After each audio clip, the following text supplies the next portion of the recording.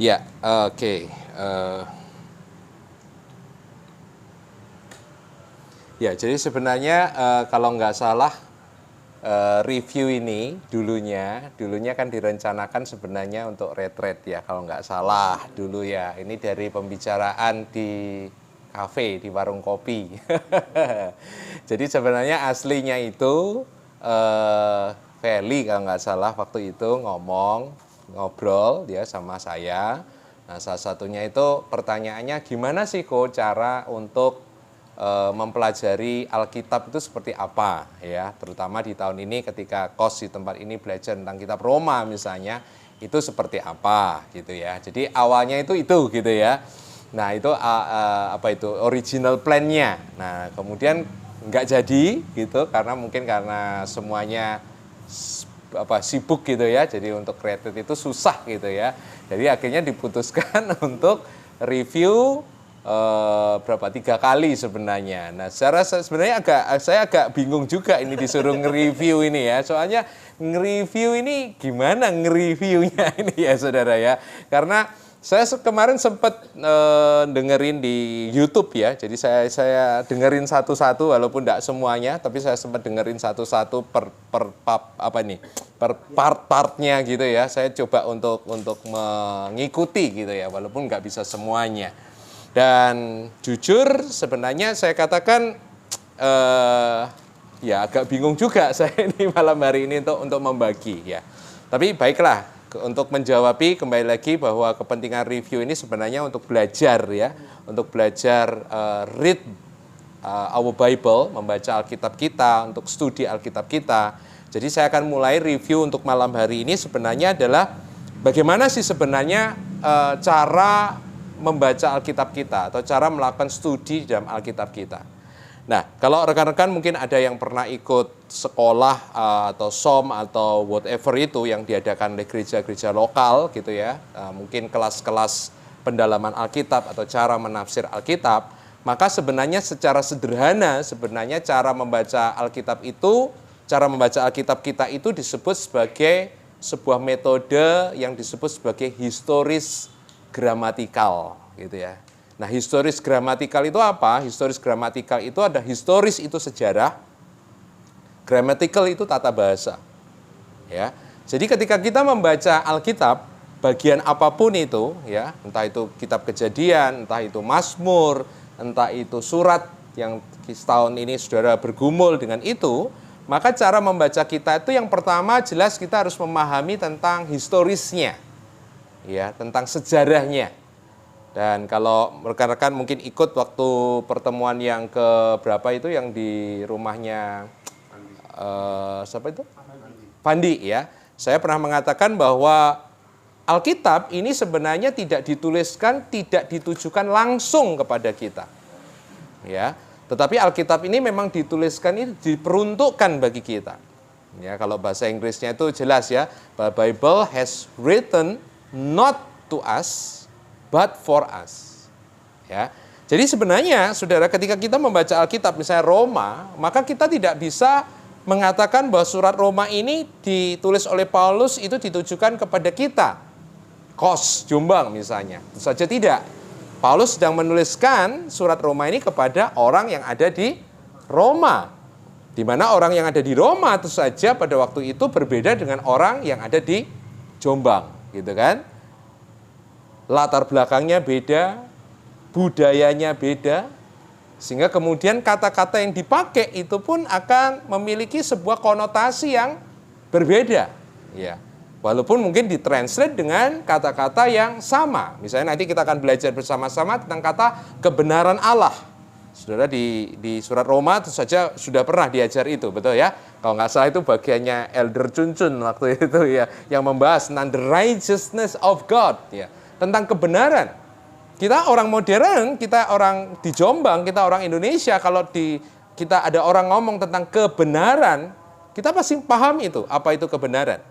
Tetapi apakah kata kebenaran itu yang kita pahami sekarang itu sama dengan kata kebenaran yang dipakai oleh orang pada zaman itu, dan khususnya misalnya ketika kita temukan itu di dalam kitab Roma. Nah, di sini kita kemudian harus mempelajari tentang historisnya, tentang sejarahnya. ya, tentang perjalanan daripada orang Israel itu sendiri. Nah, yang kedua adalah grammar. Nah, kalau kita bicara grammar tentu saja adalah bicara tentang tata bahasa. Maka itu harus bicara, makanya kenapa kalau di sekolah Alkitab itu harus belajar tentang bahasa Yunani, bahasa Ibrani. Karena memang Alkitab tidak ditulis dalam bahasa Jawa, tidak ditulis dalam bahasa Indonesia, tidak ditulis dalam bahasa Inggris, ya, tapi ditulis dalam bahasa Ibrani, dalam bahasa Yunani. Yang tentu saja Ibrani dan Yunani memiliki tenses yang berbeda dengan kita misalnya. Nah, kita bersyukur saja memiliki Alkitab yang sudah ada dalam bahasa Indonesia, atau kalau saudara bisa bahasa Inggris, bisa membaca dalam bahasa Inggris, tapi tentu saja saudara itu adalah sesuatu yang sangat terbatas. Misalnya sesuatu yang ditulis dalam pola continuous, ini kalau Inggris ya misalnya, ketika sesuatu ditulis dalam bentuk continuous, present continuous, dan ditulis dalam bentuk simple present tense, kalau kita ngerti Inggris, tentu saja akan berbeda. Ketika saya ngomong I eat misalnya dengan I'm eating misalnya, ketika orang yang ngerti Inggris itu ketika menangkap pembicaraan saya, tentu saja dia memiliki arti yang berbeda. Demikian juga Alkitab kita. Oleh karena itu sebenarnya menafsirkan Alkitab ini memang tidak mudah, saya katakan. Tapi saya katakan juga di satu sisi jangan menyerah gitu ya. Kemudian ada orang yang kemudian mengatakan angel wis diserahkan aja ke ahli-ahli Taurat gitu ya, ke ahli-ahli penafsir ya. Saya tidak mengharapkan seperti itu ya. Saya bersyukur dan kita bersyukur hari-hari ini kita punya teknologi yang sangat canggih, aplikasi-aplikasi yang sangat canggih ya. Nah, bahkan ChatGPT, AI segala macam yang sangat canggih, walaupun itu juga belum mutlak gitu ya. Tapi kita bersyukur kalau hari-hari ini saya katakan Tuhan mengizinkan kita memiliki piranti-piranti yang bisa kita gunakan sehingga kita maksudnya gini, tidak dibatasi hanya orang-orang yang pinter saja yang bisa membaca Alkitab. Ya, tapi di satu sisi saya katakan ada bahaya juga ketika kemudian menyederhanakan membaca Alkitab itu seperti sebuah buku biasa. Seperti kalau kita membaca misalnya buku novel atau buku saudara sains modern, tentu saja Alkitab itu sangat berbeda. Ya, oleh karena itu kalau kita mempelajari Alkitab, yang pertama historinya kita harus ngerti dulu, yang kedua grammarnya kita harus ngerti, tata bahasanya, dan yang ketiga, saudara, yang paling sederhana, yang paling simpel yang bisa kita lakukan adalah kita harus membaca ini secara utuh. Ya, jadi makanya kalau misalnya kita studi kasusnya misalnya kitab Roma, berarti kita harus membaca dari pasal 1 sampai pasal 16. Itu kalau bisa, kalau saya suruh ngajari itu, kita bacanya sekali baca habis. Supaya apa? Supaya kita itu bisa melihat gambar besarnya daripada kitab Roma itu apa sebenarnya. Ya, kemudian kalau saudara punya waktu, saudara kemudian bisa membagi misalnya. 16 pasal, misalnya yang paling gampang saya katakan, kalau kita bisa melihat misalnya Roma bisa dibagi jadi 2 bagian besar misalnya. Pasal 1 sampai pasal 11, pasal 12 sampai pasal 16. Itu contoh yang paling simpel. Karena pasal 1 sampai pasal 11 itu bicara yang sifatnya doktrinal. Pasal 12 sampai pasal 16 itu bicara tentang sesuatu yang sangat praktikal. Ini salah satu contoh. Tetapi kerangkanya bisa beda-beda, tidak hanya 2. Misalnya bisa ada yang membagi jadi 4, ada yang membagi jadi 6, dan seterusnya. Dan itu saja tergantung kepada sudut pandang bagaimana kita melihat itu. Ya. Nah, sebenarnya kalau ada waktu, saya lebih suka sebenarnya karena sudah tamat kan, 16 pasal itu kan sudah tamat, sudah diulik bersama-sama. Ya sebenarnya saya itu pinginnya dengerin dari teman-teman gitu loh. Setelah belajar dari pasal 1 sampai pasal 16 ini, kira-kira setelah saudara belajar itu, menurut saudara surat Roma ini bicara apa sih? Ya gitu ya. Kitab Roma ini sebenarnya bicara apa sih? Nah, mungkin saya nggak tahu, mungkin besok atau next time saya nggak tahu, mungkin itu kita bisa share ya, kita bisa diskusi bersama-sama. Tetapi kalau dari pembacaan saya yang baca sedikit melihat video-video saudara itu cuplikan, saya tidak punya waktu untuk mendengarkan semuanya ya. Tapi kalau saya boleh mendengarkan sebagian. Tadi saya katakan kepada Junjun, saya katakan ya karena saya bisa sangat memaklumi karena masing-masing saudara ini kan memiliki latar belakang yang nggak sama gitu ya. Gerejanya nggak sama, alirannya nggak sama gitu kan. Kalau persilatan tuh ada yang Kaipang, ada yang Butongpai gitu ya. Sehingga ketika misalnya, pasal 1 Pak Cuncun misalnya, pasal 4 misalnya Yogi, pasal 5 misalnya Koeko gitu. Kan masing-masing dengan ininya sendiri-sendiri kan. Sehingga kalau saya yang dengerin itu kadang-kadang ya saya agak senyum-senyum gitu. Karena sebenarnya antara satu dengan yang lain ini nggak gaduh saudara sebenarnya gitu ya. Karena penafsirannya itu beda-beda gitu ya. Nah, nanti saudara bisa dengarkan sendiri lah. Nanti saudara ulang sendiri kitab Roma itu seperti apa. Nah, contoh sederhana saudara, misalnya saya ingin sih membagikan kalau malam hari ini. Walaupun tadi saya katakan masing-masing nggak sama, Koeko sendiri, Cuncun sendiri, Ivan sendiri, Yogi sendiri dengan masing-masing, tetapi secara general saya boleh mengatakan begini, apa yang saudara bagi kecuali Pak Cuncun ya, ini agak sedikit beda karena dia sering dengerin saya, jadi dia sudah agak terkontaminasi sedikit gitu ya. Saya mendengarkan bahwa kebanyakan yang saudara-saudara sharingkan ketika surat Roma itu adalah sebuah sudut pandang yang memandang bahwa surat Roma ini adalah sebuah kesimpulan atau summary dari how we to be saved gitu ya. Bagaimana cara kita itu diselamatkan kan gitu ya, kurang lebih kan. Makanya saudara mulai dari saya sebenarnya membagi waktu itu tentang dosa, kemudian beranjak ke anugerah gitu kan, beranjak ke kasih karunia. Ivan kalau nggak salah saya ingat ada 3 pakai hukum Taurat, hukum kasih karunia, hukum dosa gitu kan. Kemudian berlanjut terus tentang roh gitu dan seterusnya. Cara pembacanya kurang lebih begini, saudara. Berarti kita membaca, dan saya tidak nyalahkan itu karena itu general yang memang di gereja-gereja itu semuanya itu seperti itu gitu ya. Bahwa surat Roma ini adalah sebuah rangkuman tentang Injil. Nah, tadi saya ngeritik sama Pak Cuncun juga, gitu. Karena apa? Karena dia membagi sedikit yang berbeda, tapi dia langsung, saudara, masuk ke aplikasi. Contoh ketika dia berbicara tentang kesetiaan Allah, the righteousness of God is the faithfulness of God, saudara. Kemudian dia tarik langsung ke arah begini, bahwa semuanya itu, bahwa itu adalah Tuhan. Bukan karena kita, iya kan? Itu yang dia katakan. Nah, saya agak kritik dia karena dia terlalu langsung meloncat ke aplikasi, begitu ya.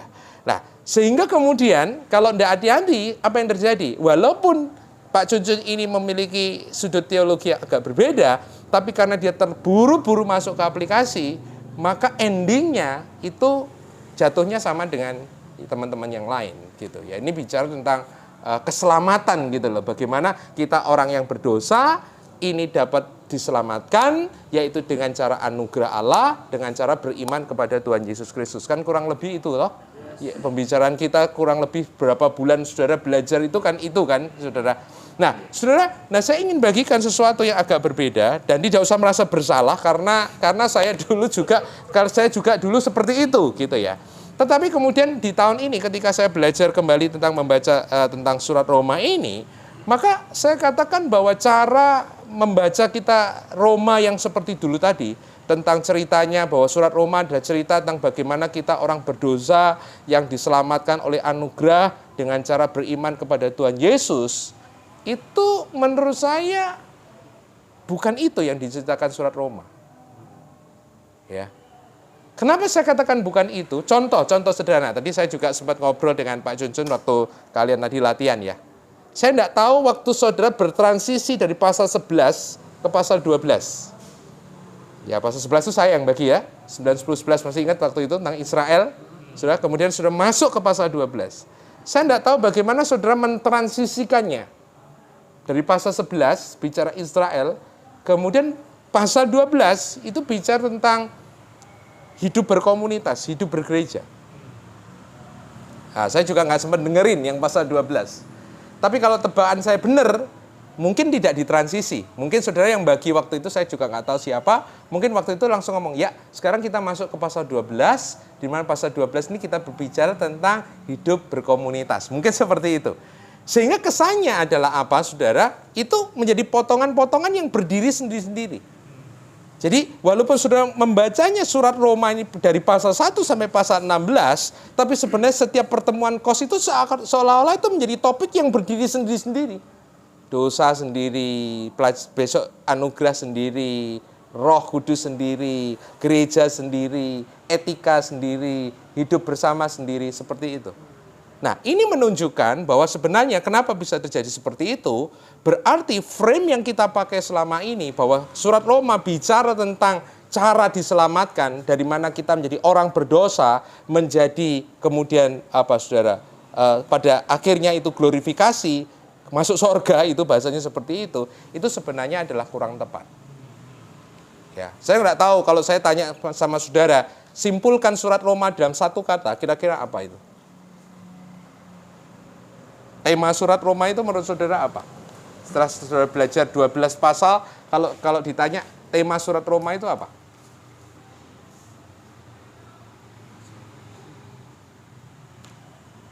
Keselamatan? Ya, saudara belajar keselamatan, betul ya? Betul kan? Kalau saya tanya, surat Roma itu isinya apa sih? Intisarinya, tema besarnya. Saudara pasti akan ngomong keselamatan. Karena selama berminggu-minggu, berbulan-bulan sudah mempelajari ya tentang keselamatan gitu ya. Betul ya? Nah, ini sesuatu yang menarik. Nah, saya dapatkan sesuatu yang berbeda, saudara. Dan saya coba ya, saudara, untuk membacanya. Dan saya setuju bahwa sebenarnya surat Roma ini bukan sebuah buku sistematika keselamatan orang Kristen. Ya. Kembali lagi saya harus ingatkan bahwa surat Roma ini adalah surat yang ditulis oleh Paulus, saudara, kepada gereja di Roma. Di mana saudara waktu saya bagi itu di rumahnya Fandi itu saya mengatakan situasinya pada waktu itu bagaimana bahwa waktu itu di kota Roma mayoritasnya adalah orang Kristennya itu dari orang Yunani gitu kan. Kemudian ada orang-orang Yahudi yang Kristen yang kemudian kembali, yang kemudian menjadi minoritas, dan ketika mereka masuk saudara itu menjadi sebuah problem yang baru gitu ya. Nah, saya memperkenalkan saudara. Jadi saya mencoba untuk begini bahwa Roma, kalau kita belajar historinya itu berbeda, kemudian kalau grammar sih saya katakan pasti sama lah. Tapi kalau historinya berbeda, saudara, ketika kita bisa mempelajari historinya berbeda, nanti keluaran tafsirannya juga beda, artinya juga beda. Nah, selama ini kita itu membaca kitab Roma itu dari sudut pandang Martin Luther, dari sudut pandang teologi reformasi. Dan memang pergumulan Luther reformasi itu adalah bagaimana saya, orang berdosa, bisa diselamatkan. Kan gitu kan? Makanya gereja ini berminggu ini urusannya ngono. Bagaimana saya pribadi, tunggal, saya itu bisa diselamatkan. Sedangkan kalau kita membaca, kemudian nanti dari sudut pandang yang saya perkenalkan, saya kira tidak seperti itu. Walaupun keselamatan ada, personal ada, tapi buat saya poinnya buat itu. Nah, apa sih poinnya? Nah, saya perkenalkan buat saudara. Nanti saudara coba compare dengan apa yang sudah saudara dapatkan selama ini. Kitab Roma, poin tema besarnya itu sebenarnya bukan keselamatan, tetapi adalah bicara tentang kesetiaan Tuhan. The faithfulness of God. Nah, saudara masih ingat ketika saya membagi pasal 9, pasal 10, pasal 11, saudara saya membagi dengan sebuah introduction. Kenapa Paulus berbicara tentang Israel? Dan saya katakan di rumahnya Fandi kemarin kan, banyak orang ketika mengkhotbahkan kitab Roma, begitu 9, 10, 11 langsung di skip. Diloncati. Paling yang dibahas tentang masalah Tuhan memilih Yakub, menolak Esau, predestinasi lagi gitu kan. Bicara predestinasi, bicara tentang keselamatan lagi gitu kan saudara. Nah sebenarnya enggak saudara. Dan kenapa pasal 9, pasal 10, pasal 11 banyak di skip, saya katakan kemarin. Karena cara memandang selama ini bahwa surat Roma itu adalah keselamatan. Keselamatan tunggal. Sehingga ketika bicara Israel, orang ngomong gini, ngapain ya kita khotbah tentang Israel ya? Ngapain ya kita bicara tentang Israel ya? Saya kan bukan Israel. Jadi apa kepentingan saya membaca pasal 9, pasal 10, dan pasal 11? Ya kan? Nah itu jadi sesuatu yang aneh. Tetapi kemudian kalau kita membaca poinnya bahwa surat Roma itu bicara tentang the faithfulness of God, tentang kesetiaannya Tuhan, saudara. Maka pasal 9, pasal 10, pasal 11 itu justru menjadi 3 chapter terpenting di dalam kitab Roma, saudara. Ya, saya nggak tahu kalau saudara baca 16 pasal, menurut saudara pasal-pasal mana yang terpenting? Ya, mungkin ada yang mengatakan pasal 2, pasal 3, pasal 4. Tapi menurut saya pasal 9 sampai pasal 11 itu adalah pasal yang terpenting. Itu klimaksnya. Kenapa? Karena di dalam pasal 9, pasal 10, pasal 11, nanti dengerin lagi di YouTube, saya sedang mengupaskan tentang pasal 9, 10, dan 11, itu menunjukkan, saudara, bahwa Allah yang kita sembah itu adalah Allah yang setia.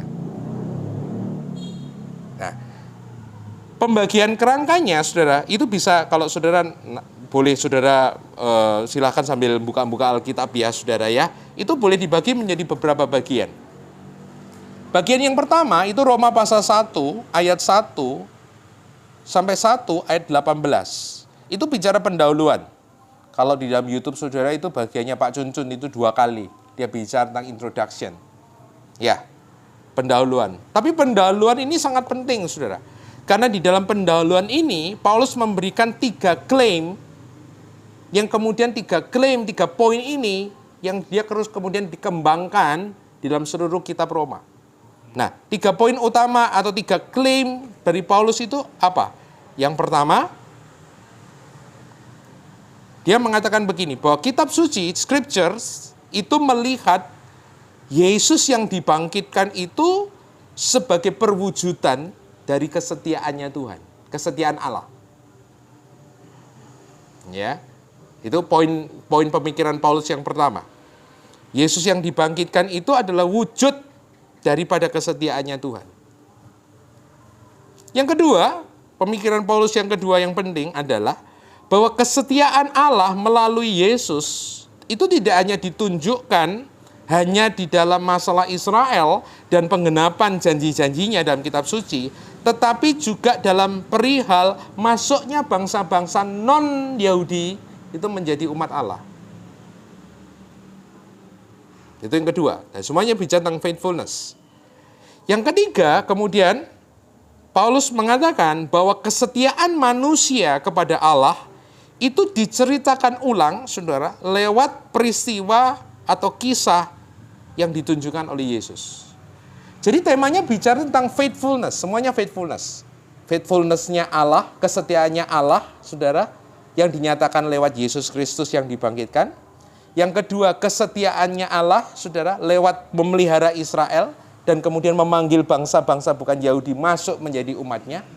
Dan yang ketiga, kesetiaan manusia kepada Allah yang didefinisikan ulang, saudara, lewat story-nya Yesus. Itu yang dikemukakan oleh Paulus, yang itu kemudian dikembangkan di dalam 16 pasalnya itu. Itu yang pertama, saudara. Bagian yang kedua itu Roma pasal 1 ayat 19 yang berikutnya sampai pasal 4 ayat 25. Nah, ini agak beda, saudara. Pembagiannya kan agak beda, saudara. Nah, apa yang dikerjakan Paulus di dalam Roma 1 ayat 19 sampai pasal 4 ayat 25 adalah Paulus memberikan sebuah redefinisi radikal, jadi pemahaman ulang yang sangat radikal tentang apa artinya menjadi umat Allah. Nah, saudara mungkin yang maksudnya gini, kalau saudara nggak biasa dengan ini, mungkin saudara hubungannya mbak Dewi apa ya, ngono kan, mesti gitu ya. Tapi ikuti aja dulu, ya saudara ya. Jadi di bagian ini Roma 1 ayat 19 sampai 4 25 dia memberikan sebuah redefinisi radikal tentang apa artinya menjadi umat Allah. Sebuah perpindahan, saudara, dari definisi Paulus bahwa umat Allah itu tidak ditentukan lagi dengan yang namanya sunat secara jasmani, tapi menjadi sunat di dalam hati. Ya. Tidak lagi ditandai oleh Torah, saudara, tapi kemudian diubah menjadi apa nih? Koneksinya dengan Yesus. Ya, sebuah redefinisi yang radikal. Sehingga kenapa di dalam Roma 1 ayat 19 sampai 425 itu kan dia memberikan sebuah klaim, ya, beberapa klaim, misalnya bahwa semua orang Yahudi maupun non-Yahudi itu berdosa. Itu yang bagian saya, bahwa semua orang telah berdosa dan kehilangan kemuliaan Allah, gitu kan. Nah, di hadapan keberdosaan yang universal ini, maka dikatakan bahwa kesetiaan Tuhan Yesus untuk pergi ke salib itulah yang membawa perkenanan Allah atau penerimaan Allah kepada kita. Jadi di bagian ini Paulus membongkar ulang gitu. Kenapa? Kenapa perlu Yesus gitu? Kenapa nggak cukup dengan Taurat saja? Kenapa nggak Israel saja? Kenapa sekarang bangsa-bangsa yang lain? Karena Israel sebagai umat Allah juga gagal. Gitu ya, Saudara. Sehingga yang ketiga, sudah dalam Roma ini, yang bagian yang ketiga ini, Paulus mengatakan bahwa Tuhan Yesus itu menjadi jalan satu-satunya kepada Allah bagi setiap manusia. Ya. Kemudian bagian ketiga yang besar adalah Roma pasal yang kelima ayat 1, itu bagiannya koeko. Yang koeko ngomong ini diucapkan waktu itu seperti dalang itu. Sampai pasal 8 ayat 39. Nah, bagian ini Roma pasal 5 sampai pasal 8 itu dibangun di atas ide penerimaan ilahi yang dibahas di pasal 3 sampai pasal yang keempat. Oke, mungkin nanti saya kasih besarnya dulu aja ya, Saudara ya. Kemudian Roma pasal 9 sampai Roma pasal yang ke-11, itulah detak jantung daripada kitab ini. Itu saya sudah ajarkan kepada saudara tentang kesetiaan Allah yang ditunjukkan lewat Israel, saudara. Kemudian pasal 12 sampai pasal 13 itu memberi instruksi bagaimana komunitas yang Allah ciptakan, yang bukan lagi Yahudi, tapi Yahudi plus Yunani, itu harus hidup bersama-sama. Roma pasal 12 sampai pasal 13 ayat 14.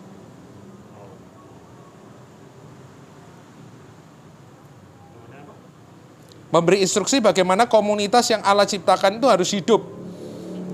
Ya, bagaimana hidup sebagai umat yang ditebus ya oleh kematian dan kebangkitan Yesus.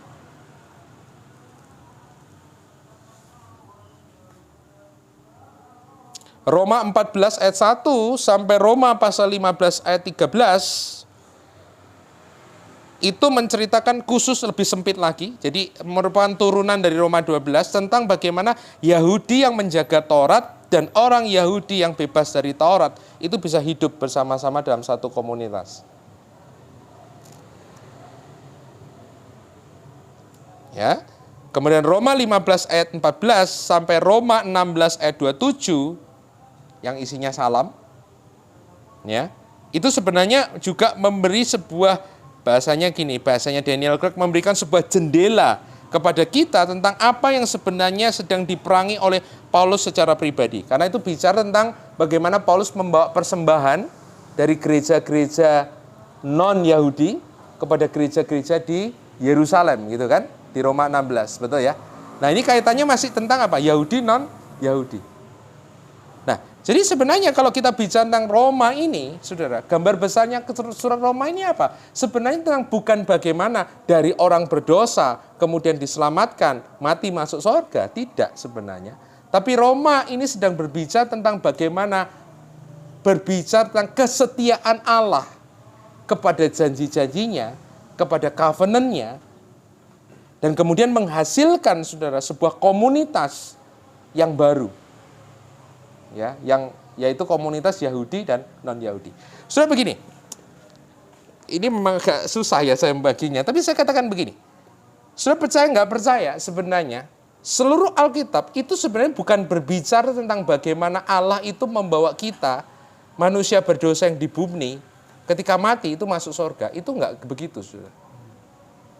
Ya, saudara yang pernah ikut Airbus, walaupun kita nggak sampai selesai ya, saudara kalau mengikuti Airbus secara seluruh yang kemudian saya lanjutkan lewat online sebenarnya. Saudara, sebenarnya apa sih cerita Alkitab secara utuh itu sebenarnya apa sih? Satu kok sebenarnya. Bagaimana Allah ingin memulihkan ciptaannya itu kembali lagi kepada original plan, yaitu ke dalam Kejadian pasal yang 1. Itu kan? Dan cara Allah memulihkan semesta, cara Allah memulihkan seluruh dunia ciptaannya itu lewat satu hal yang namanya covenant, perjanjian. Saya masih ingat itu di Airbus, betul kan?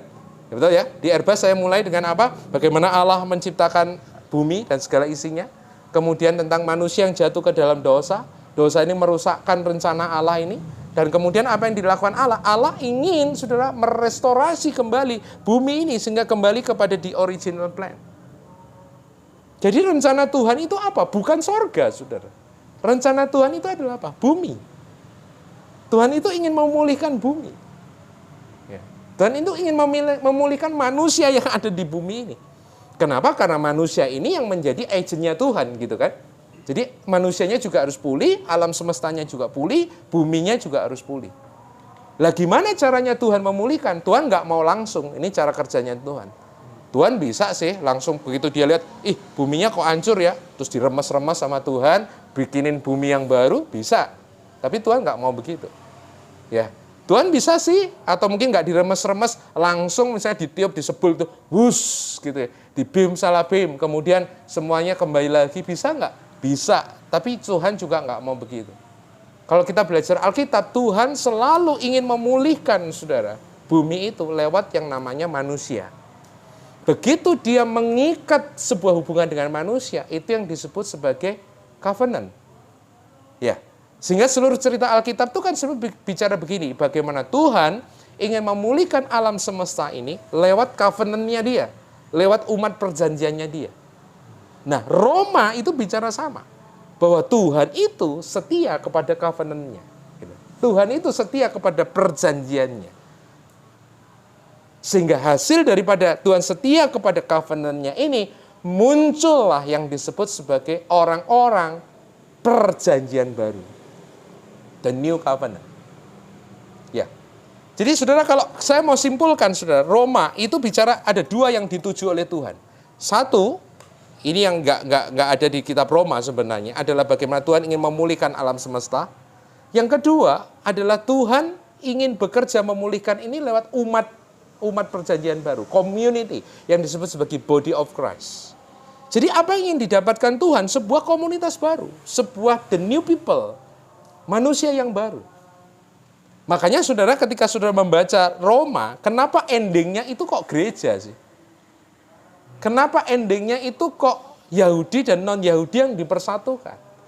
Kenapa Paulus banyak berbicara tentang bagaimana bahwa Yahudi dan non-Yahudi ini bisa hidup, harus hidup bersama-sama, harus rukun, harus bersatu. Karena yang Tuhan inginkan itu ya ini. People ini loh, orang-orang umat yang baru ini. Yang kita sebut sebagai gereja. Itu keinginan hati Tuhan. Kenapa? Sebab kalau ini jadi, saudara, maka rencana Tuhan untuk memulihkan bumi itu bisa terjadi. Kalau ini tidak jadi, saudara, antara di dalam tubuh Kristus yang baru ini, antara orang Yahudi dan non-Yahudi, ini tidak bisa bersatu, saudara, maka gereja tidak akan ada. Ketika gereja nggak ada, saudara, maka rencana Allah itu tidak akan bisa jalan. Ini prinsip penting ya, kalau saya boleh simpulkan apa yang saya khotbahkan kemarin, saya dapatkan dari Watchmeni sebenarnya. Ketika Watchmeni mengatakan, mengutip dari satu pepatahnya kaum The Brethren yang mengatakan begini, saudara. Dia mengatakan begini, bahwa tanpa Tuhan, kita tuh nggak bisa berbuat apa-apa. Setuju ya? Tanpa Tuhan kita nggak bisa berbuat apa-apa. Tapi The Brethren melanjutkan begini, tanpa Tuhan, kita nggak bisa berbuat apa-apa. Tuhan tanpa kita, Tuhan tidak mau berbuat apa-apa. Ya, saya ulangi lagi ya. Kita tanpa Tuhan, kita nggak bisa berbuat apa-apa. Tuhan tanpa kita, Tuhan tidak mau melakukan apa-apa. Saudara, saya harus mengatakan ini kenapa? Karena perspektif kita, kekristenan modern, itu selalu bicara gini, individual. Untuk saya, ya kan? Kenapa kita percaya Yesus? Supaya saya masuk surga. Supaya saya diberkati. Supaya aku nek masalah ditolong. Gitu kan? Bicaranya selalu begini, kita percaya Tuhan, Tuhan itu untuk kita. Nah, selama kita mindsetnya begitu, kita akan baca kitab Roma juga dengan mindset seperti itu. Makanya saudara ketika membaca kitab Roma dengan kacamata itu, saudara akan dapatkannya apa? Yesus mati buat saya, Roh Kudus bekerja untuk saya, anugerah untuk kita, kan gitu kan saudara. Padahal Alkitab tuh nggak begitu. Alkitab tuh fokusnya sama, Allah dan rencananya. Kalau kita kan nggak, kita dan rencana kita. Saudara nggak? Kita ini dibesarkan di dalam sebuah pemikiran, dan itu pemikiran zaman sih, dari zaman reformasi, bahwa apa? Ya alam semesta itu berputarnya itu saya yang jadi pusat. Termasuk Tuhan ada itu, kenapa Tuhan ada? Ya buat saya toh. Ya, makanya sampai hari ini, saudara, semua khotbah itu urusannya begitu, saudara. 4 cara diberkati Tuhan, 5 cara terima terobosan, 10 langkah mendapatkan mujizat, kan gitu, Saudara. Karena berputarnya sampai di sini. Bahkan yang area-area rodok ngerok pun semua larinya ke situ. Bagaimana kita intim dengan Tuhan? Banyak orang khotbah, bagaimana cara kita intim dengan Tuhan? Saya sering tanya sama orang, kalau kamu sudah intim dengan Tuhan lalu apa? Buat apa kita intim dengan Tuhan?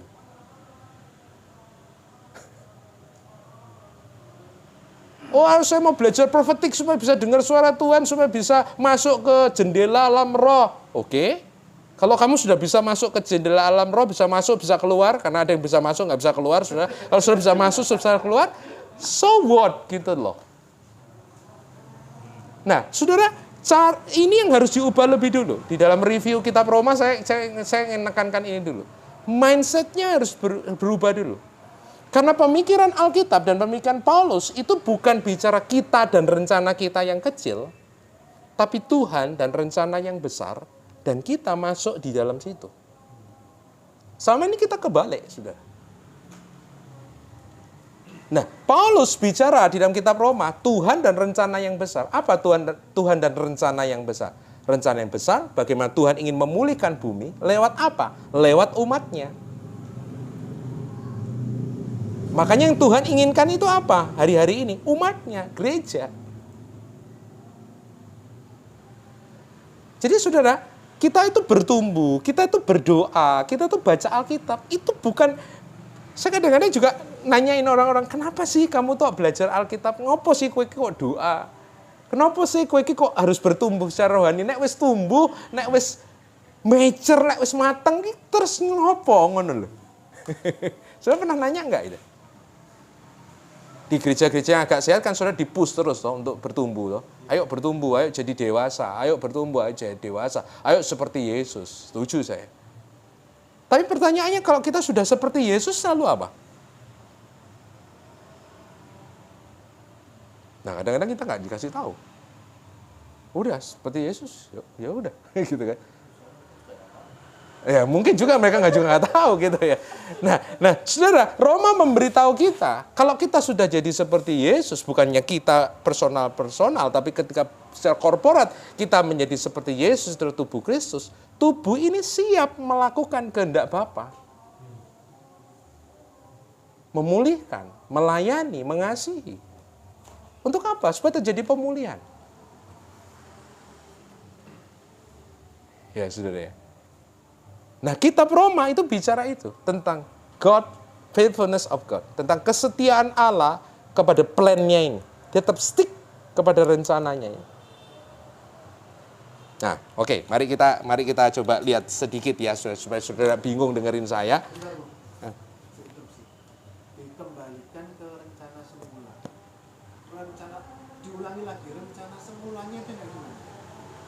Surga datang ke atas muka bumi kan? Yang kayak gimana? Nah, di surga ada apa? Belum pernah kesana. Kita baca di Eden toh, Eden awal-awal kan? Itu yang dikatakan Alkitab. Kalau relasi, berarti relasinya yang harmonis dong. Tidak ada lagi iri hati, nggak ada lagi ego kepada alam semesta, di mana alam semesta ini dikelola dengan bagus dong. Bumi dikelola dengan bagus untuk kesejahteraan, bukannya kesejahteraan manusia, tapi juga untuk kesejahteraan bumi itu sendiri. Bagaimana ciptaan-ciptaan Tuhan itu dikembangkan secara maksimal. Karena kalau, saya nggak tahu ya, tapi dari pembacaan Alkitab sih, kayaknya walaupun ciptaan pada waktu itu sudah perfect, tapi kalau dari pembacaan perintah Tuhan kepada Adam, kayaknya ciptaan itu belum maksimal sih hari-hari ini. Nah, saya nggak tahu tuh bagaimana, karena itu belum terjadi kan. Tapi itu yang dikatakan oleh firman Tuhan. Sebab kata rule, misalnya kata memerintah, itu kan sebenarnya bukan mendominasi. Selama ini kan kita salah. Karena perintah Tuhan di dalam Kejadian pasal 1, gitu, memerintahlah, berkuasalah. Sama ini kita artikan itu sebagai memerintah itu menguasai, mengeksploitasi, mempergunakan itu untuk kepentingan kita, kan itu. Padahal kalau kita pelajari dari kata radah, dari kata yang dipakai di situ, kata kabas yang dipakai dalam bahasa Ibraninya, to rule itu bukan mendominasi, tapi melayani. untuk membawa sesuatu itu kepada kemaksimalan. Seperti orang tua mendidik anak sehingga kemudian menjadi dewasa, matang, sehingga dia menjadi maksimal. Itulah kata radas dan kata kabas. Nah, tapi karena dosa masuk, kan hancur semua. Ya kan? Nah, kalau ditanya itu seperti apa? Sampai hari ini kita masih belum lihat itu seperti apa. Karena tidak ada satupun di antara kita yang pernah melihat itu. Betul nggak? Nggak ada satupun di antara, karena semenjak kita lahir, kita lihatnya bumi yang sudah, dunia yang sudah rusak. Kalau ditanya, yang nggak rusak gimana? Nggak tahu, aku juga nggak tahu gimana. Tapi justru Alkitab memberitahu kita, harusnya ketika kita orang-orang percaya itu bisa menjadi dewasa, tubuh Kristus yang dewasa ini ada, itu nanti kelihatan. Nah itu gimana? Nggak tahu saya. Makanya di Roma, di dalam pembacaan saudara, ada ayat yang bilang gini, seluruh ciptaan menanti-nantikan, betul ya? Pernyataan anak-anak Allah, ya Roma pasal 8, betul ya? Itu apa? Saya nggak tahu waktu itu bagiannya siapa. Tapi itu apa, saudara? Kalau itu kaitannya hanya bicara kita dengan rencana kita yang kecil, kita yang berdosa supaya diselamatkan masuk surga, ayat itu apa? Nggak akan bicara apa-apa ke kita. Tapi kalau itu diteropong bahwa seluruh Alkitab khususnya Roma bicara tentang Tuhan dan rencana yang besar, Tuhan tidak pakai kita untuk memulihkan dunia ini, Roma 8 jadi sangat relevan.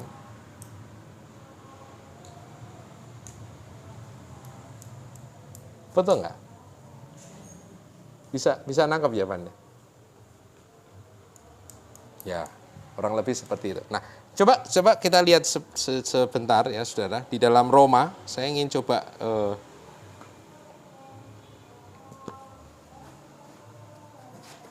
karena konon katanya ahli-ahli kitab juga setuju sih bahwa Roma ini kata kuncinya kan di Roma 1 ayatnya yang ke-16 sampai ayatnya ke-17 itu ya. Itu kan kata kuncinya ya.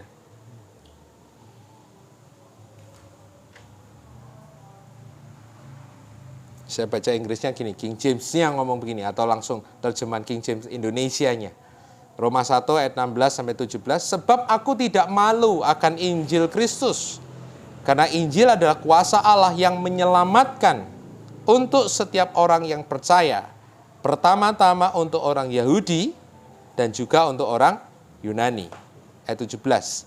Sebab di dalamnya, di dalam Injil, kebenaran Allah itu dinyatakan dari iman kepada iman, seperti yang tertulis, orang benar akan hidup oleh iman. Betul? Benar ya?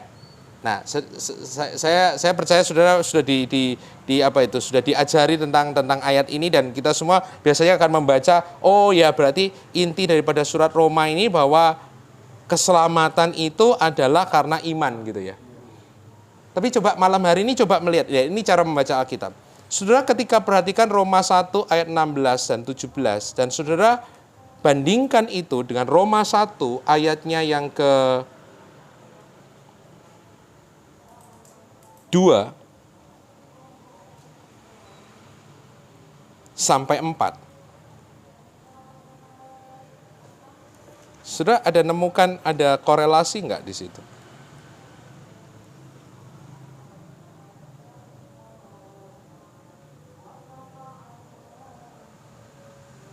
Roma 1 ayat 16, Paulus bicara tentang apa? Ayat 16 dia bicara apa? Temanya bicara, enggak dong. Temanya bukan kuasa Allah. Bicaranya apa? Injil ya. Injil ya. Jadi Roma 1 ayat 16 itu Paulus bicara tentang Injil.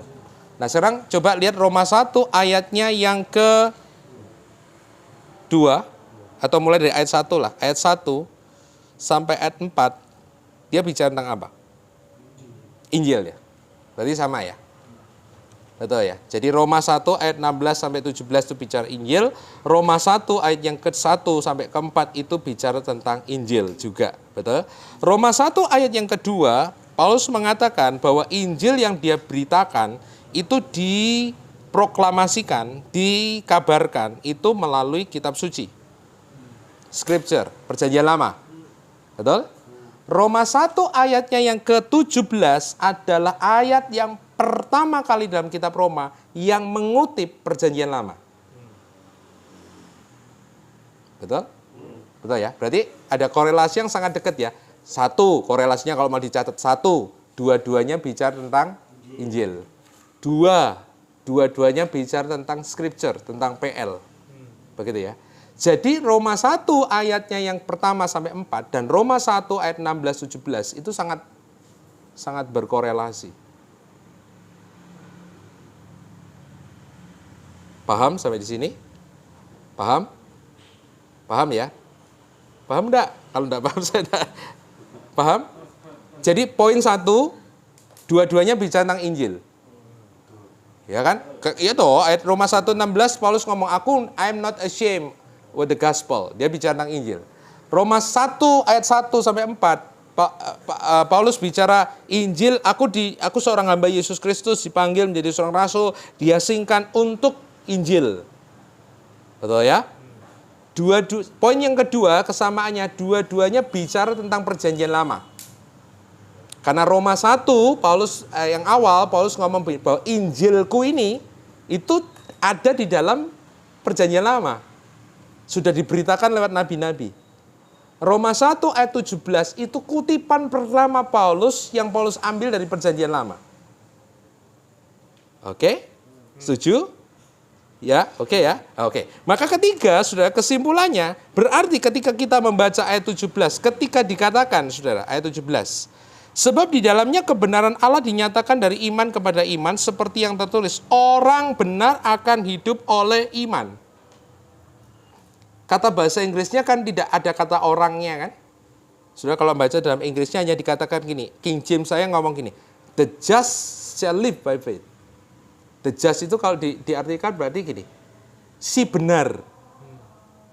The righteous, si benar.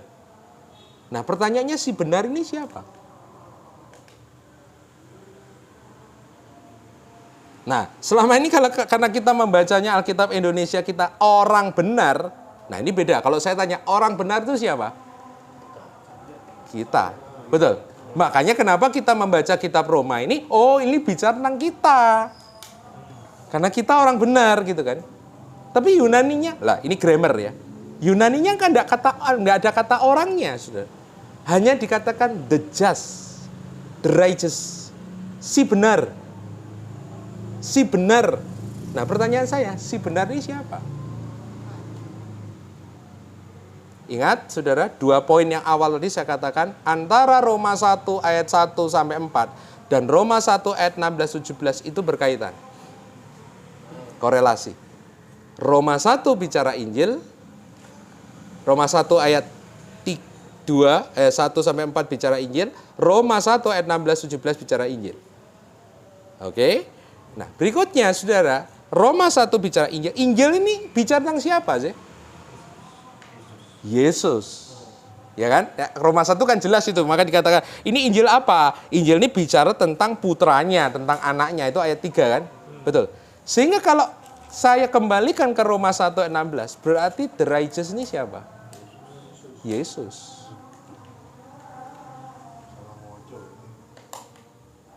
The righteous itu Yesus.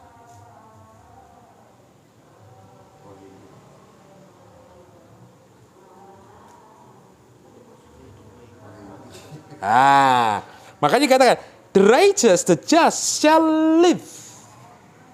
Dia akan hidup, betul ya? Nah, kalau saudara buka di Roma 1 tentang anaknya ini ngapain tadi?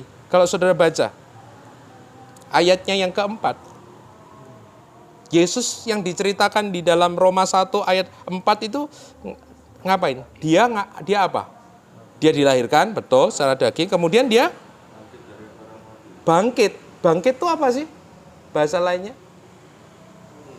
Hidup, kan? Hidup kan? Berarti sama ya.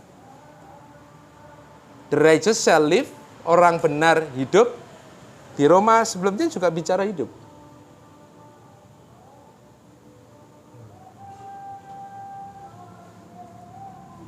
Betul ya? By faith. Ya, dikatakan by faith, oleh iman. Nah, Pak Johnson sudah sudah jelaskan bahwa kata pistis, saudara, dalam Yunani itu memang bisa berarti faith, bisa berarti trust, tapi scholar yang terbaru itu sudah setuju bahwa kata faith itu lebih baik diterjemahkan sebagai faithfulness, kesetiaan. Ya. Yesus itu bisa mengalami itu semua. Itu kenapa? Karena dia setia. Karena setia. Makanya tadi saya katakan di awal, kitab Roma ini bicara tentang apa? Kesetiaan Allah. Ada kesetiaan Allah, sekarang ada kesetiaan Kristus. Ya kan? Benar ya? Terus kemudian dikatakan, saudara, bahwa the just shall live. Katakan apa? The just shall live by faith. Oleh iman. Kemudian kalimat atasnya, saudara, dikatakan sebab di dalamnya kebenaran Allah. Nah, kebenaran Allah ini apa?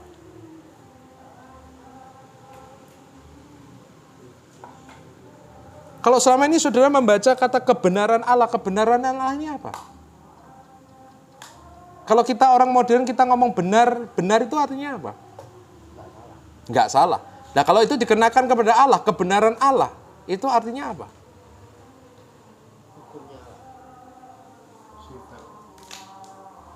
Kalau saudara berhadapan dengan Allah yang benar, saudara takut atau saudara senang?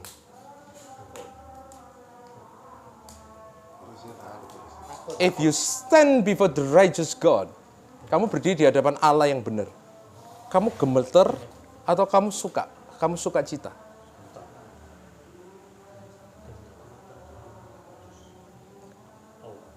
Ini natural aja, nggak usah dipikir dulu. Insting naluri kita. Kalau saya katakan, kalau saya sebagai pengkhotbah ya, saya katakan, kita semua malam hari ini sedang berdiri di hadapan Allah yang benar. Itu yang muncul di kita apa? Horor, teror atau senang? Horor ya, takut ya. Nah, betul ya. Karena ada kesadaran, kita kan berdosa, Allah kan benar. Kebenaran Allah buat kita orang berdosa itu sesuatu yang sangat menteror, sesuatu yang menakutkan, benar ya. Makanya Luther itu awal-awal, ini Roma 1:6-17 ini kan yang ayat favoritnya Luther sebenarnya. Maka sebelum Luther menemukan rahasia ini, dia kan ngomong, aku benci dengan kata kebenaran Allah itu. Sebab sekali dia mengatakan Allah yang benar, kebenaran Allah, dia takut. Karena buat dia kebenaran Allah itu adalah, Allah itu benar, kebenaran Allah itu menghukum orang yang berdosa. Nah, tapi kan itu pemikiran yang kita di orang modern. Kebenaran itu seperti itu. Tapi kebenaran di dalam kitab suci, kebenaran Allah itu apa sih? Ingat yang dibukakan Pak Cuncun, Daniel pasalnya yang ke-9. Nah, coba dibuka lagi Daniel pasal 9. Karena kayaknya di bagian itu kemarin Pak Cuncun enggak dalam sih. Doanya Daniel adalah Daniel pasal yang ke-9 ayat ke-7. Saya baca aja ya. Oke, sebentar. Saya atasnya lagi. Ayat 4 dulu, ayat 4. Daniel 9 ayat 4. Perhatikan ya. Maka aku memohon kepada Tuhan Allahku dan mengaku dosaku demikian. Ah Tuhan, Allah yang maha besar dan dahsyat, yang apa saudara? Memegang perjanjian dan kasih setia terhadap mereka yang mengasihi Engkau serta berpegang pada perintahmu. Itu diingat dulu kata-kata itu. Allah itu Allah yang memegang perjanjian dan berkasih setia. Ayat 5. Kami telah berbuat dosa dan salah. Kami telah berlaku fasik dan telah memberontak. Kami telah menyimpang dari perintah dan peraturan-Mu. Dan kami tidak taat kepada hamba-hambamu para nabi yang telah berbicara atas nama-Mu kepada raja-raja kami, kepada pemimpin kami, kepada bangsa, kepada bapak-bapak kami, dan kepada segenap rakyat kami. Ayat 7. Ya Tuhan, saya boleh katakan, saya sisipkan katanya, namun Engkaulah yang benar. Nah, sehingga kalau saudara baca Daniel 9 ayat 4, ayat 5, ayat ke-6, saudara, tadi kemudian ayat ke-7, benar, itu maksudnya apa? Alkitab punya definisi khusus, saudara, ketika dia bicara tentang benar. Allah yang benar itu Allah yang seperti apa? Betul, kembali ke ayat 4. Jadi kebenaran Allah itu bukan kebenaran yang menghukum, bukan. Kebenaran Allah itu begini loh, Allah itu setia kepada perjanjiannya. Jadi tolak ukurnya itu perjanjian. Benar atau tidak benar itu ukurannya kepada perjanjian, covenant yang dibuat antara Tuhan dan umatnya. Tuhan disebut benar karena Tuhan selalu setia kepada covenant ini dari awal. Israel disebut berdosa, kenapa?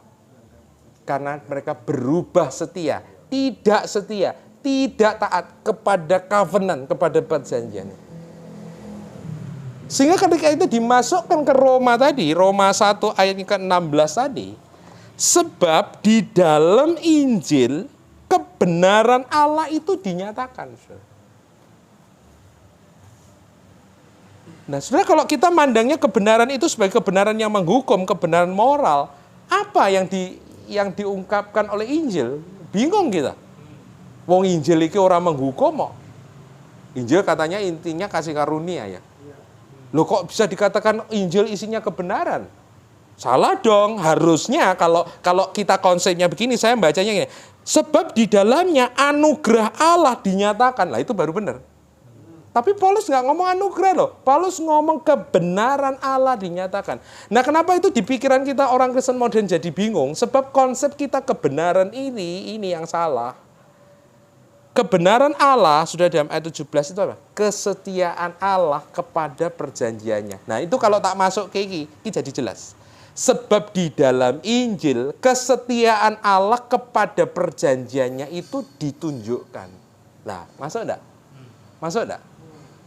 Sebab di dalam Injil, kesetiaan Allah kepada covenant-nya itu diperagakan, dimanifestasikan. Masuk enggak?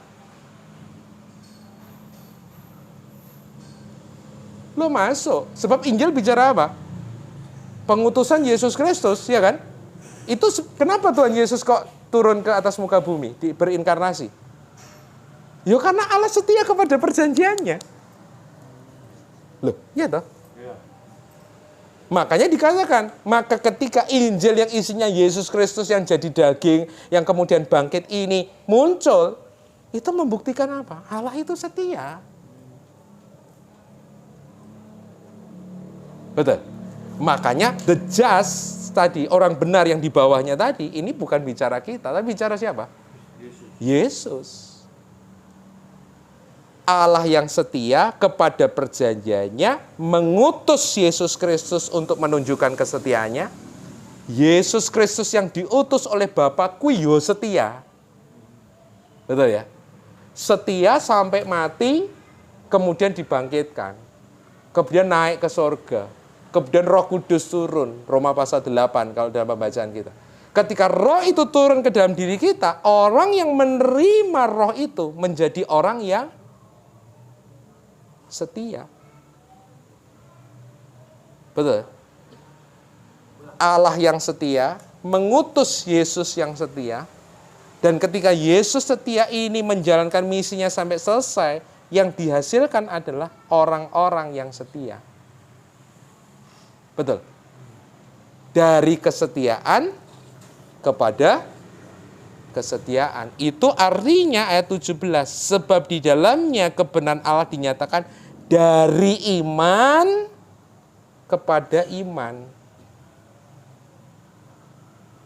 Sudah tahu maksudnya dari iman kepada iman? Dari iman kepada iman tidak menunjukkan journey-nya kita. Oh dari iman kecil, kemudian iman agak besar, bertumbuh. Tidak, saudara.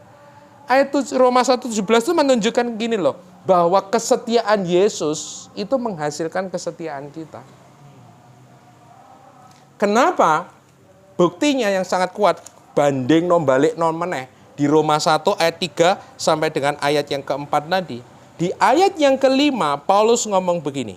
Dari dia kami menerima anugerah dan jabatan rasul untuk membawa segala bangsa-bangsa non-Yahudi kepada apa saudara? Ketaatan iman karena namanya. ketaatan iman. The obedience of faith. Ada kata kesetiaan juga di situ. Ayat 17 ada kesetiaan. Nah, jadi kalau mau dirangkumkan balik lagi, Roma ini bicara apa? Bukan bicara tentang orang berdosa diselamatkan. Enggak.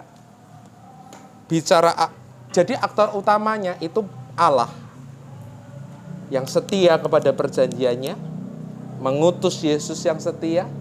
Yesus setia sampai di kayu salib, mati, disalibkan, mati, dikuburkan, naik ke surga, Roh Kudus turun. Roh Kudus adalah roh yang setia. Begitu dia masuk ke dalam kehidupan kita, orang-orang yang terima Roh Kudus ini menjadi orang-orang yang setia. Makanya ending surat Roma itu adalah gereja, orang-orang yang setia ini, bukan sorga. Kenapa? Karena yang hendak dicapai Allah hari-hari ini adalah apa? Gereja yang setia. Orang-orang yang setia. Setia kepada apa? Setia kepada Allah dan rencananya. Itu loh. Paham nggak, Saudara? Nah, aku mau kontroversial makanya emang. Aku gak peduli gereja gede isinya 10.000. Buat saya, kalau 10.000 warga, kalau saya punya 10.000 warga gereja, tapi hidupnya hanya untuk dirinya sendiri, saya katakan Tuhan gak punya umat. Itu gak dihitung di hadapan Tuhan. Ini saya buat kontroversial ya, supaya saudara gak ngantuk ya. Ya. Saya cuma katakan dari ini maksudnya apa? Kalau hari ini ada banyak gereja, tapi isinya orang-orang yang hidup buat dirinya sendiri, di hadapan Tuhan sebenarnya itu tidak ada gereja. Karena yang dihitung sebagai gereja di hadapan Tuhan adalah apa? Orang yang mau setia kepada misi yang Tuhan kasih. Yaitu memulihkan bumi ini. Paham? Kenapa Paulus itu dari pasal 12 sampai 16 dia nasihati orang Kristen saling terima satu sama lain. Orang Kristen saling melayani satu sama lain. Orang Kristen harus saling mengampuni satu sama lain. Kenapa sih? Sudah pernah nanya enggak? Kenapa sih Paulus itu kok ribut banget gitu loh? Enggak boleh. Gak boleh saling menghakimi ya, terima satu sama lain ya. Kenapa sih? Nah ribut emangnya kenapa? Yang gaya gereja dewe atau Paulus, gereja Yahudi, gereja Yunani lah bar gitu kan. Tapi kenapa sih Paulus nggak mau begitu? Why? Karena Paulus ngerti yang Tuhan hendak capai terakhir itu adalah apa? Kelompok orang yang setia yang dihasilkan karena mereka ngerti tentang kesetiaan Bapa dan kesetiaan Yesus. Paham, saudara? Dan kalau nanti kita mungkin nanti next yang berikutnya kalau kita bicara, saudara, saling mengampuni, saling melayani, yang dikupas oleh Yogi misalnya, tidak mementingkan diri sendiri, mengutamakan orang lain. Bukankah itu sebenarnya adalah pengulangan kisah Yesus sebenarnya? Sebab saat kita itu mengampuni, kita ini mati loh, saudara. Saat kita tidak mementingkan diri kita sendiri tapi mencari kepentingan orang lain, kita itu mati, orang lain itu hidup loh. Saya menahan keinginan saya untuk makan babi supaya teman-teman saya yang Yahudi bisa tetap datang ke gereja dan tidak tersandung. Bukankah itu adalah pengulangan kisah Yesus? Yesus mati supaya saya hidup. Hari ini saya mati supaya saudara saya itu bisa hidup. Sudah ngerti?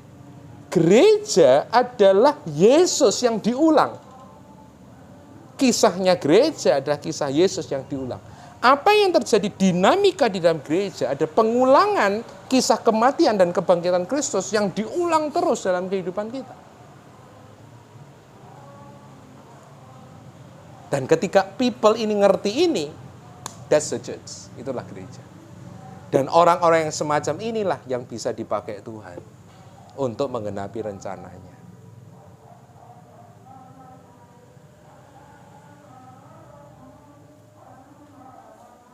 Ngerti ya?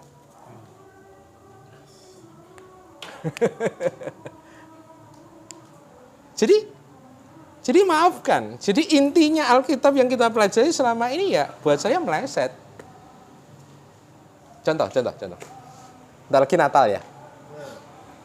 Natal itu yang dibacakan Matius ya. Matius itu kan ceritanya gini, ada malaikat Gabriel muncul ke Maria, terus ngomongnya begini ya, supaya tidak salah tak woco ya. Kan ngomongnya begini, engkau harus menamai dia Yesus. Kenapa?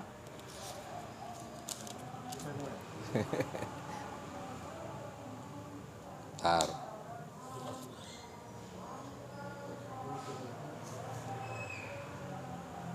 Matius 1 ayatnya yang ke-21.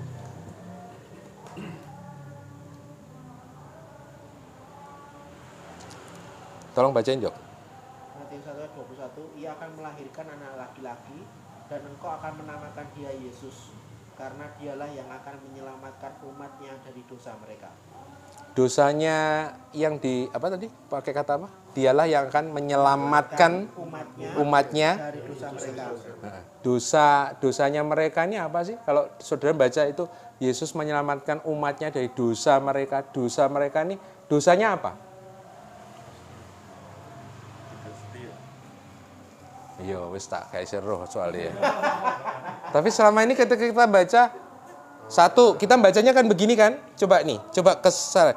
Dia dinamai Yesus karena dialah akan menyelamatkan umatnya. Yang pertama saya tanya dulu, umatnya di sini siapa?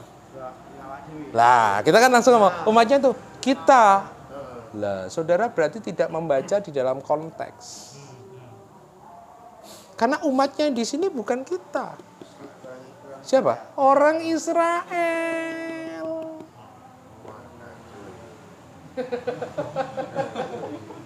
Misi Yesus adalah menyelamatkan Israel dari dosa-dosa Israel. Lah, dosa-dosa Israel itu apa? Tidak setia kepada perjanjian. Daniel 9. Loh iya toh. Makanya di situ saudara, kalau saudara baca di Matius ini, dia kan disebut sebagai anaknya Daud. Betul. Lah Daud ini kan raja Israel. Semua di Matius itu berkaitan dengan Israel.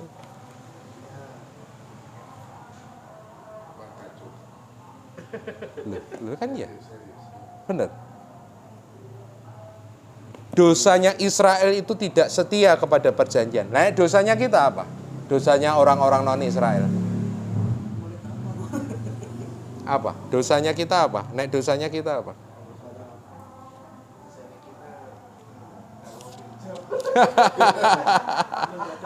Dosanya apa?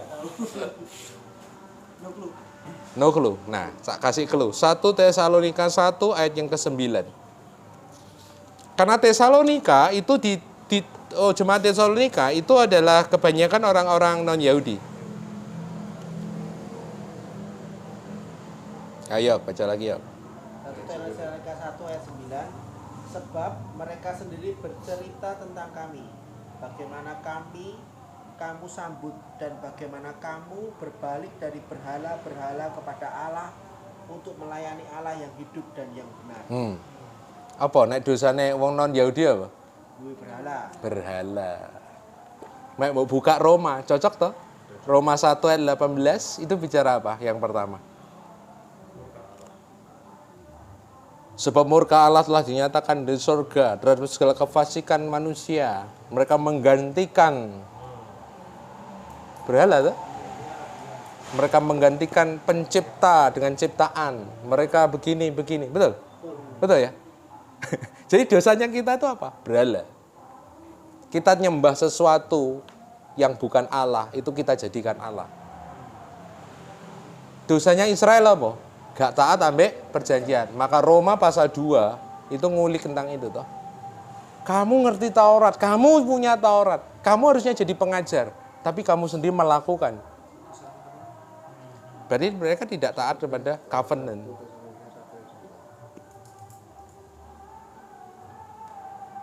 Nah, paham ya sampai di sini.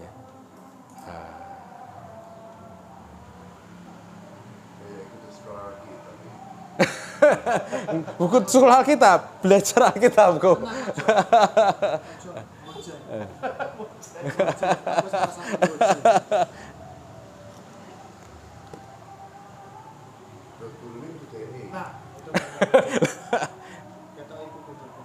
Aplikasinya apa? Mungkin secara yang supaya tidak mumet gitu ya. Aplikasinya apa? Satu, malam hari ini ganti kacamata kita waktu kita baca Alkitab. Ya kan?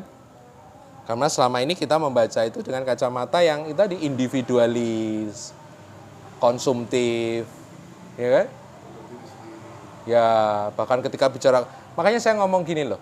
Teologi sukses karo sing disebut apa wong saiki iki apa ya istilahnya gospel iku padha asline. Cuma sing sitok janjikan kemakmuran jasmani, yang satu menjanjikan berkah rohani. Ya. Sing sitok ngejari surga, sing sitok ngejari duit.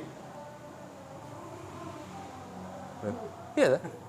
Betani ngejari duit, nek reform ngejari surga kan ngono. Tapi kalau saya tanya, dua-duanya apa sih? Surga dan uang ini apa sih?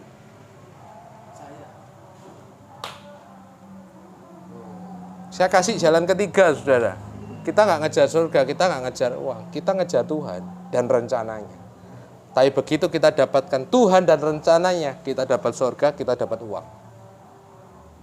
Carilah dahulu kerajaan Allah dan kebenarannya, maka semuanya. Sama seperti Tuhan yang setia kepada perjanjiannya, kita pun harus setia kepada perjanjian itu yang sudah dibuat antara Tuhan dengan kita.